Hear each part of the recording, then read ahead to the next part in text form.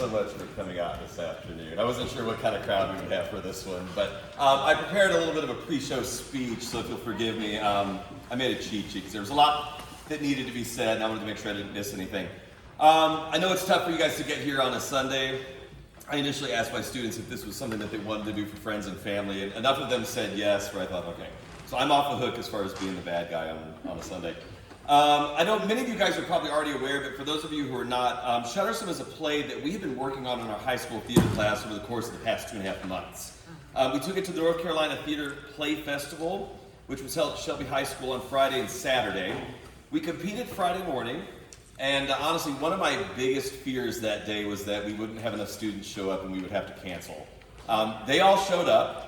And then a few moments before we had to get all of our stuff inside the building, I realized that we were missing 2 of our chairs. So I frantically drove back here, breaking all kinds of laws probably, and I recovered our 2 chairs and got them there in time. But as far as the performance goes, we just had an overwhelming positive response from the judges. There was an awards ceremony last night at 8:30. It was a little late. I was going to be there. I got to Shelby. I heard 8:30, and I thought, oh my gosh, I was home really, really, really late. So I missed it. But 2 of my students were there. They reported back, and we actually received a good deal of recognition for our efforts. So I want to make sure I get this right. So Hannah Sevilla and Hannah Parker were both recognized for excellence in acting, which was absolutely no surprise. Yeah. As I was watching the performance at Shelby, I was just completely entranced with both of them the whole time. It's just, they're incredible, as is the rest of the cast. The show was also recognized for excellence in directing, lighting design, and ensemble performance. Outstanding lighting design and ensemble. Sorry. Outstanding lighting and ensemble. Gotta get it right. Yeah, as far as the overall competition goes, the way it works, 2 shows of the 14 are selected to go on and compete at the state level. While we were not one of those 2, we were designated as first alternate. So if one of those 2 shows is unable to attend, we would effectively take their place. I also took that to essentially mean we got 3rd place. Considering the fact that we have never done this before, I was completely blown away and happy with those results. I also told my students initially that winning anything would just be a cherry on top. This was always about the journey for me, more so than anything else, and just giving my students the opportunity to experience NCTC. When we got back to the school on Friday, a few of them asked if we could do this again next year, which was the best feedback I received from this whole experience, honestly. We've got seasoned veterans on stage, as well as students with no previous performance experience, as well as a Russian exchange student who speaks very broken English. So as far as my class goes, it has always been my goal to offer students the opportunity to perform. You know, we can study theater, we can read plays, we can talk about acting, but I don't think they experience the real magic of theater unless they have the chance to actually get up here on stage and perform in front of an audience. So thank you guys for being that audience today. If you were able to make a donation today, we also appreciate that. One of the tricky things about taking a play like this to a competition is just recouping a lot of the overhead costs that are associated with it, so thank you again. As much as I would like to say that we get a little break after this, many of the students in the cast are also in Charlotte's Web, which is coming up on November 21st, 22nd, and 23rd. We are also participating in a holiday gala here at school in December, which I don't know much about at the moment, but there is still a lot of work to do before the end of the semester. Last thing, would I ask the students if they'd like to perform this again for friends and family? A few of them said they wouldn't be able to make it, so I just wanted to give a shout out to a few people. Hannah Parker, who is filling in for Jack Skobota in the first scene. Melody Long is one of our narrators in the 3rd scene, and she graciously said she would learn the lines for her fellow narrator who could not be here. So I just wanted to thank those students for going the extra mile. I'm sure they'll do the best they can today on such short notice. We are also running on a little bit of a skeleton crew back there in the booth on the technical side, so we will do the best we can as well. So yeah, thank you guys again so much. I just want to thank the students for making this such an awesome experience, and we will get started in just a moment.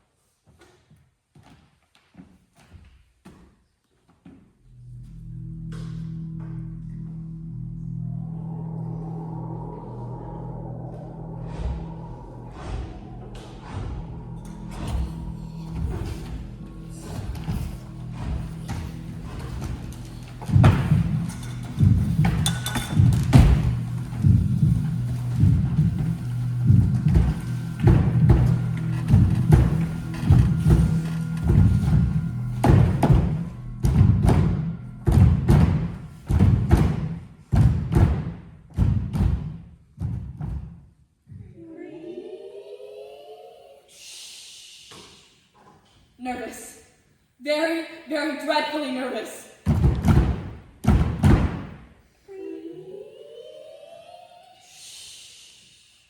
I have been, and I am, but mad. Mad. The disease did not make me mad, it sharpened my senses. You say madness, I say a highly developed sense of hearing. I have exceptional hearing. The scrape of a chair in another room, the fall of a leaf on the ground. I have heard all things in heaven and earth. I have heard things in hell. Hearing things does not make you mad. Mad. Saying, look, see how calm I am. Listen, I will tell you the whole story. You'll see how calmly I tell the tale. You will change your mind. Good morning. Good morning. Sleep well? Like a stone. When? I don't know. It's impossible to say it as soon as the thought entered my mind. Kill the old man. Kill the old man. It haunted me day and night. Why? I don't know! There was no motivation, no wrongdoing on his part. Good morning. Good morning. I loved the old man. Sleep well? Like a stone. He never struck me nor insulted me. Good night. Good night. See you in the morning. It was never him at all. It was his eye. There, the eye of a vulture, pale blue with a film, and every time that eye looks at me. The eye. What's the matter? Sorry? What's the matter? You're staring. Nothing, sorry. Lost in thought. Whenever it fell upon me, my blood ran cold. Kill the old man. And so by degrees, Kill the old man. I made up my mind Kill the old man. to take the old man's life and rid myself of the eye forever. Good night. Good night. See you in the morning. I was so kind before I killed him. The whole week. And then I practiced. Midnight. I stand outside his door. Turn the latch. Open the door. Slowly. Slow now. The old man's sleep must not be disturbed. There's just enough space for me to slip my head in and peek into the room. Ah! This takes a whole hour. Would the mad do this? Would the mad be so precise? Good night. Good night. See you in the morning. Would the mad do this for 7 nights? Midnight comes. Latch, door, slowly, peek, and again.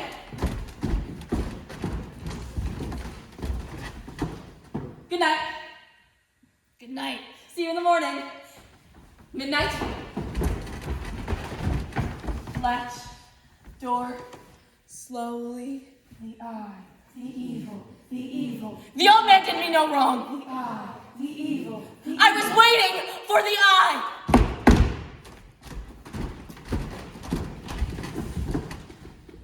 Good night. Good night. See you in the morning. He had no idea what I was doing, what I was thinking. The 8th night, midnight, I stand outside his door. Turn the latch, open the door, slowly.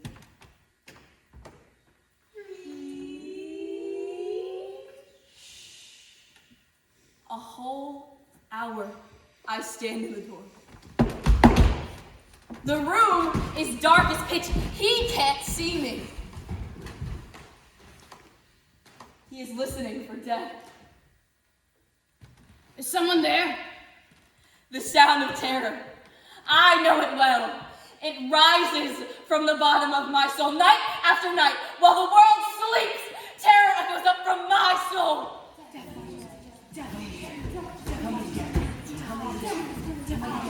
No! No! Not mad! Not mad! I know it well. That's all. I know how the old man felt, but I chuckle at heart. It's merely a mouse on the floor. Trying to comfort himself in vain. It's wind in the chimney. But he knows in his heart. Is someone there? Death stands with his black shadow before him. Ah, there! Ah, there! Do you see? The eye has opened. Ah, do you hear? The old man's heart. Quicker beating, and louder, louder! Someone over here. The neighbors. His time is now. His hour has come.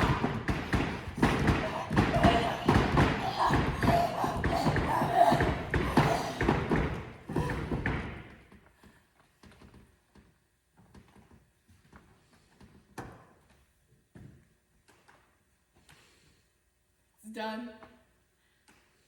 Done. Stone dead. The eye will trouble me no more. Kill the old man. You think me mad? The mad know nothing. I know. The mad would not take these next wise steps. I cut up the corpse. Oh, wise indeed. Head, arms, legs, not a drop of blood anywhere. A tub catches all. I am sharp as a 3 planks up from the floor, and the body goes underneath. Place the planks so carefully, so cunningly. Genius, no human eye. Not even his would have discovered it.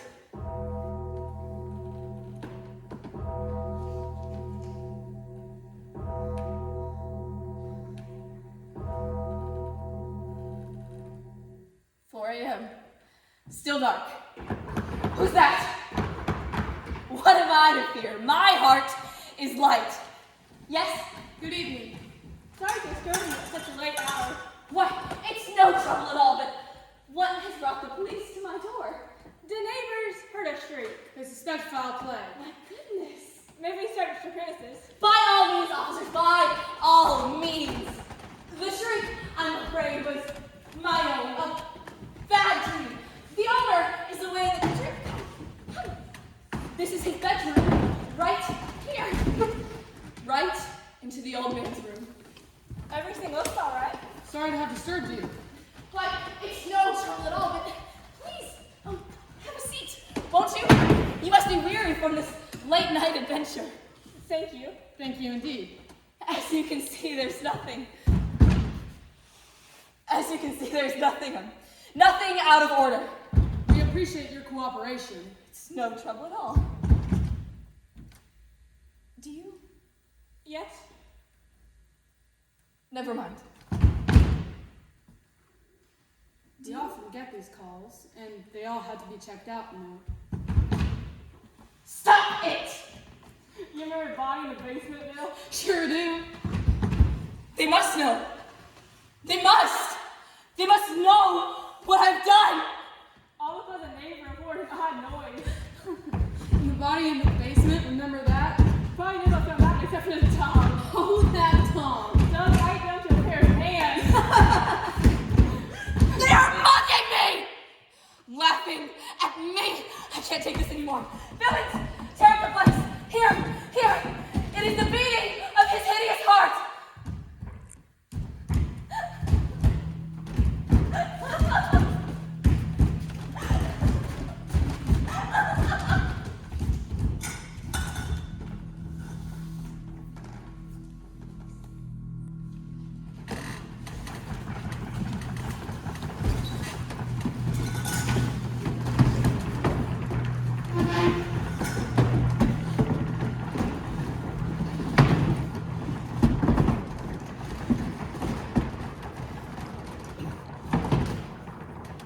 upon a midnight dreary, While I pondered weak and weary, over many a quaint and curious volume of forgotten lore. while I nodded, nearly napping. suddenly there came a tapping. As if someone gently rapping at my chamber door. "'Tis some visitor," I muttered, entreating entrance at my chamber door. "This it is and nothing more." Ah, distinctly, I remember. It was in the bleak December. And each separate dying ember. Brought his ghost upon the floor. Eagerly I wished the morrow. Vainly I had sought to borrow from my books surcease of sorrow. Sorrow for the lost Lenore. For the rare and radiant maiden whom the angels named Lenore. Nameless here forevermore. And the silken, sad, uncertain rustling of each purple curtain Thrilled me. filled me The fantastic terrors never felt before. so that now, to still the beating of my heart, I stood repeating, "'Tis some visitor entreating entrance at my chamber door. some late visitor entreating entrance at my chamber door. Merely this and nothing more." Presently my soul grew stronger. Hesitating then no longer. "Sir," Said I, or "Madam, truly your forgiveness I implore. But the fact is I was napping, and so gently you came tapping, and so faintly you came rapping at my chamber door that I scarce was sure I heard you. Here I opened wide the door. Darkness there, and nothing more. deep into that darkness peering. Long I stood there wondering, fearing. Doubting. Dreaming dreams no mortal ever dared to dream before. But the silence wasn't broken. And the darkness gave no token. And the only word there spoken was the whispered word. This I whispered, and an echo murmured back the word. This it is, and nothing more. Back into the chamber turning. All my soul within me burning. Soon again I heard a tapping. As if someone gently rapping, louder than before. "Surely," said I, "that is something at my window lattice. Let me see then what thereat is, and this mystery explore. Let my heart be still a moment, and this mystery explore. 'Tis the wind and nothing more." Open here, I flung the shutter. When with the many flirt and flutter. In stepped a stately raven of the saintly days of yore. Not the least obeisance made he. Not a minute stopped or stayed he. Would mine of lord or lady perched above my chamber door. Perched upon a bust of Pallas just above my chamber door. Perched and sat, and nothing more. Then this ebony bird beguiled my sad fancy into smiling. With the stern and grave decorum of the countenance it bore. "Thou," I said. said, "art sure no craven, ghastly, grim, and ancient raven wandering from the nightly shore? Tell me what thy lordly name is on the night's Plutonian shore." Quoth the raven. Much I marveled to hear this ungainly fowl discourse so plainly. Though its answer little meaning, little relevancy bore. For we cannot help but agree that no living human being Ever yet was blessed with seeing bird above his chamber door. Bird or beast above the sculptured bust. Above his chamber door. with such a name as And the raven, sitting lonely on that placid bust, spoke only that one word, as if his soul in that one word he did outpour. Nothing further than he uttered, not a feather than he fluttered, till I scarcely more than muttered. On the morrow he will leave me, as others have flown before. Then the bird said, Startled at the stillness broken, My reply so aptly spoken. "Doubtless," said I, "what it utters is its only stock and store, cut from some unhappy master whom unmerciful disaster followed faster till his songs one burden bore. To the dirges of his hope that melancholy burden bore nevermore. for the raven still beguiling all my sad soul into smiling. Straight I wheeled a cushioned seat in front of bird and bust and door. Then, upon the velvet sinking, I betook myself to linking.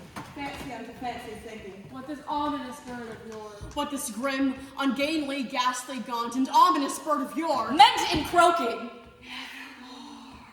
This I sat engaged in guessing, but no syllable expressing.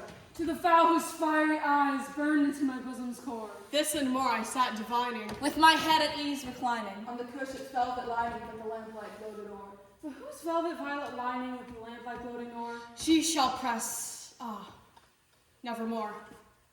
Then, methought, the air grew denser, perfumed by some unseen censer. Swung by seraphim, whose footfalls tinkled on the tufted floor. Wretch, I cried, thy God hath lent thee, by these angels he hath sent thee. Respite, and nepenthe from my memories of Lenore. Quaff, oh quaff this kind nepenthe, and forget this lost Lenore. Quoth the raven. Prophet, said I, thing of evil, prophet still if bird or devil, whether tempter sent or whether tempest tossed thee here ashore, desolate yet all undaunted, on this desert land enchanted, in this home by horror haunted. Tell me truly, I implore, is there balm in Gilead? Tell me, I implore! Quoth the raven. Prophet, said I, thing of evil, prophet still if bird or devil, by that heaven that bends above us, by that God we both adore, tell this soul with sorrow laden, if within the distant Aidenn it shall collapse. Sainted maiden, whom the angels named Lenore, clasp a rare and radiant maiden, whom the angels named Lenore. Quoth the raven. Be that word our sign of parting, bird or fiend! I shrieked of starting! Get thee back into the tempest and the night's Plutonian shore. Leave no black plume as a token of that lie thy soul hath spoken. Leave my loneliness unbroken. Quit the bust above my door. Take thy beak from out my heart, and take thy form from off my door. Quoth the raven. And the raven never fades. On the pallid bust of Pallas just above my chamber door. And his eyes have all the seeming of a demon's that is dreaming. And the lamplight o'er him streaming throws his shadow on the floor. And my soul from out that shadow that lies floating on the floor shall be lifted.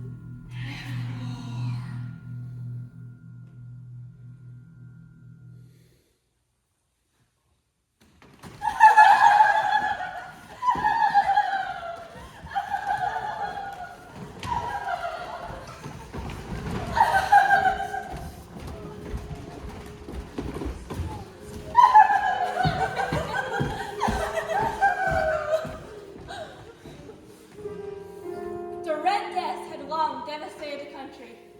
No pestilence had ever been so fatal, or so hideous. Blood was its avatar and its seal, the redness and the horror of blood. I saw it happen to my chambermaid. You weren't in the same room. No, she had long been banished. I watched through the parlor window. Thank goodness. She cried, she screamed, and then started bleeding out of, well, everywhere. Gracious, how lucky are we? Like here with what? To be safe and sound in here. Her chambermaid bled out of everywhere. Hideous, I must say. Did she bleed out her eyes? Oh, yes, quite the sight. I suppose they don't call it the Red Death for nothing. There was no Red Death in the court of Prince Prospero. 3 cheers for Prince Prospero. Hip hip hooray! Hip hip hooray! Hip hip hooray! When his dominions were half depopulated, he summoned 1,000 friends from among the knights and dames of his court.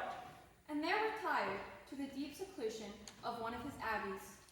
The abbey was surrounded by strong, high walls, gates of iron, and when the courtiers entered, welded the gates shut. There was no way in or out. Did somebody call my name? We were just counting our lucky stars, dear prince. We're so thankful to be in here and not out there facing There will be no talk of death. I command you to be merry and lighthearted. Yes, Prince! It's fine to even think about what's happening out there in the world. What is coming up? The buffoons? Oh, I believe the improvisatory plays in but 5 minutes. Wonderful. My friends, the world will take care of itself. Bring on the players, bring on the wine. Let us have nothing but merriment.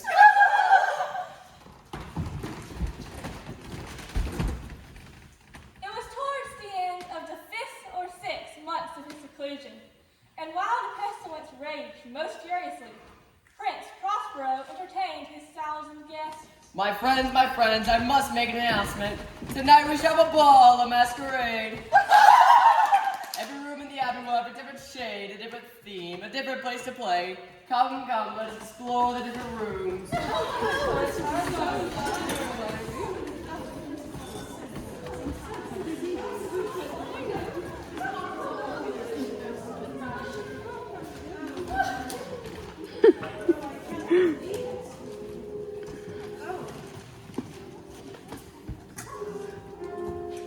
This is so beautiful. I love these tapestries.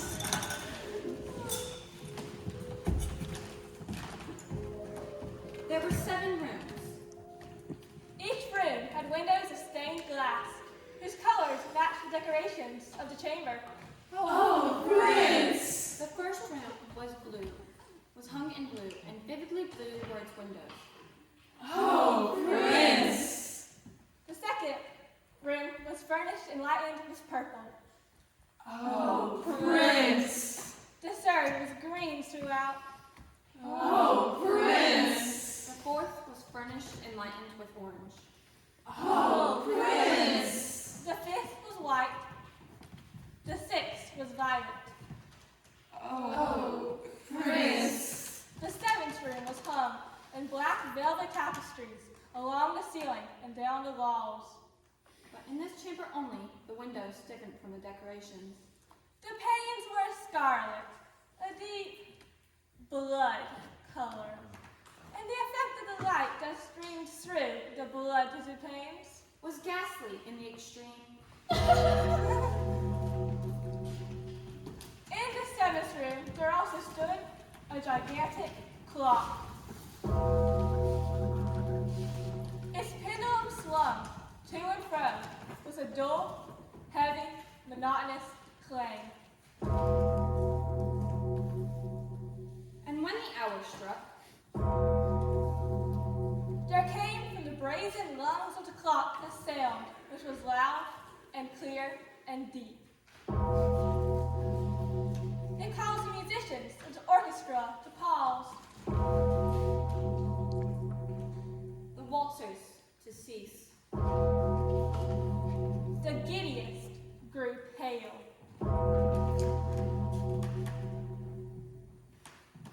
Gracious. That clock, it sounds so... Don't say. It doesn't sound ominous. Not at all. There is nothing to feel nervous about. Not at all. Don't let the prince know how you feel. Do you ever think of the princes? What? I don't want to say Then you shouldn't say it. something him mad for deserting his dominions. So, I do not. All you have to do is hear him, see him, to know that he is perfectly safe. Dancing, we must have more dancing. Beat the heartbeat of life. I hope this party never ends. The dreams live. 3 cheers for the prince! Hip hip hooray! Hip hip hooray! Hip hip hooray!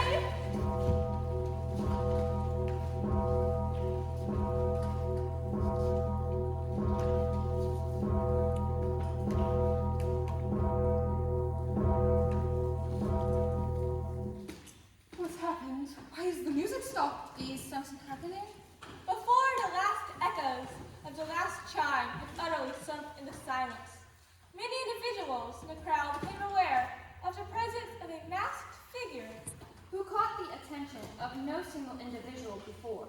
The figure was tall and gaunt and shrouded in clothes from the grave.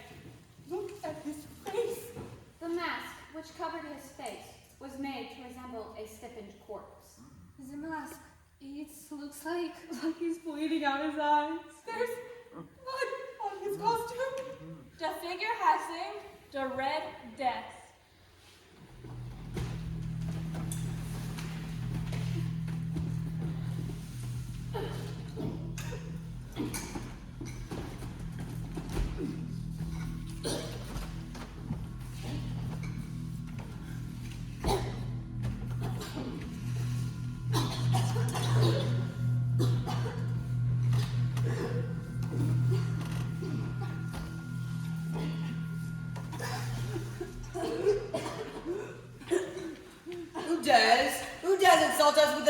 blasphemous mockery. Seize him and unmask him, that we may know who we have to hang at sunrise.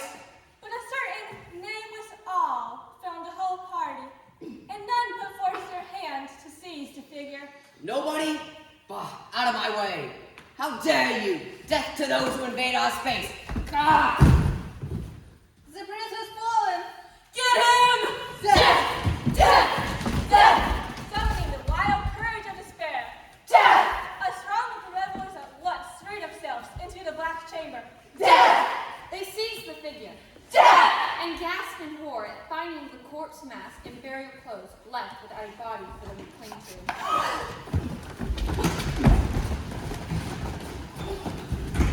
Where is he? The kids have gone. I have his mask. Where is he? He was right here. Unless... No, don't say. The prince is dead. The specter has vanished. There is death. Can't be. The Red Death had come like a thief in the night. Yes, we have an escape. And one by one dropped the Red Lord in the blood of the hall. Is there no hope? And one by one they died, each in the despairing posture of their fall. No. Darkness and decay, and the Red Death holds illimitable dominion over all. Illimitable dominion. Illimitable dominion. Illimitable dominion. Darkness and decay.